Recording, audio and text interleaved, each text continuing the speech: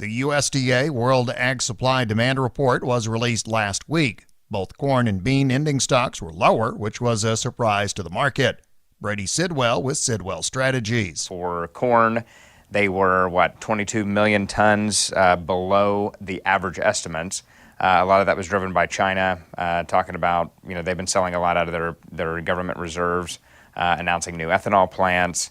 For the beans, it was really more so driven by the U.S. Side, and so ending stocks were quite a bit lower. And that weakness in corn and beans pressured the wheat market. Nevertheless, Sidwell says he remains bullish wheat. That's not been a very popular opinion this last week. We've been adding positions even on Thursday pre-report, thinking we were going to get a bit more of a pop in the market after WASDE was released, and we know kind of the result.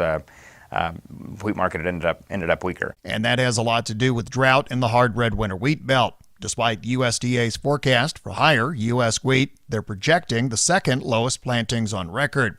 Sidwell said some growers are buying call options in case the wheat crop doesn't produce enough bushels. It's somewhat of an insurance policy. If it turns out that they don't have the yield to fill those forward contracts at an elevator, they're basically buying call options. And as the market goes down here, you can buy call options, more to maybe right where your forward contract is for a much cheaper price as the market goes lower.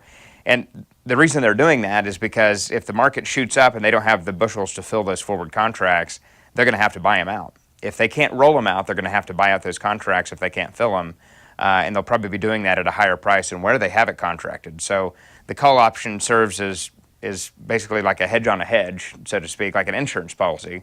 And as the market does shoot up, if the market shoots up, that'll gain in value, and they can use those funds when they sell that option to offset the loss of having to buy out one of those forward contracts. Brady Sidwell with Sidwell Strategies.